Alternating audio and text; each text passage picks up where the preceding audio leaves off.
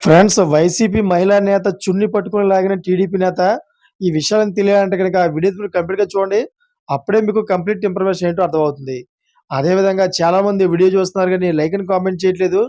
దయచేసి like and comment చేయండి. Like and comment చేయడం వల్ల ఈ ఇన్ఫర్మేషన్ మనం చాలా మందికి తెలియజేసేవాళ్ళం అవుతాం.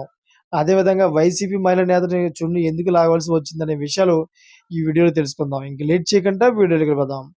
ఫ్రెండ్స్ దుశ్శాసన పర్వం ప్రకాశం జిల్లా త్రిపురాంతకంలో వైఎస్ఆర్‌సీపీ ఎంపీటీసీ సృజన చున్నీని లాగుతున్న టీడీపీ నేత కోట్ల సుబ్బారెడ్డి.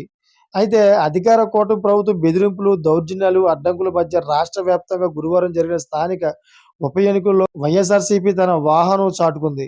అత్యధిక స్థానాల్లో విజయకేతనం ఎగరవేసింది. ఎక్కడెక్కడ అధికార కూటమి పార్టీలు, ప్రజాప్రతినిధులు, నేతలు తీవ్ర బెదిరింపులకు పాల్పడినా చాలా చోట్ల వారి ఆటలు సాగలేదు. పలు చోట్ల ఎంతగా ఒత్తిడి ఎదురైనా ఎంపీటీసీ, జడ్పీటీసీ వార్డు సభ్యులు, వైఎస్ఆర్‌సీపీ అభ్యర్థులు, మద్దతుదారుల పక్షానే నిలిచి ప్రభుత్వ పెద్దలకు బుద్ధి చెప్పారు.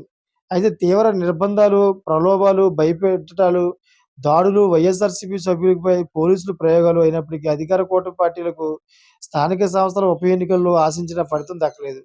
రెడ్ బుక్ రాజ్యాంగం అమలు చేసిన స్థానిక సంస్థల ప్రజాప్రతినిధులు తాము గెలిచిన పార్టీ వైఎస్ఆర్‌సీపీ జనాన్ని గట్టిగా పట్టుకొని మరోసారి చిత్తశుద్ధిని నిరూపించుకున్నారు. ఎన్ని రకాలుగా ప్రలోభపెట్టినా అధికార టీడీపీ వైపు పెద్దగా మొగ్గు చూపలేదు.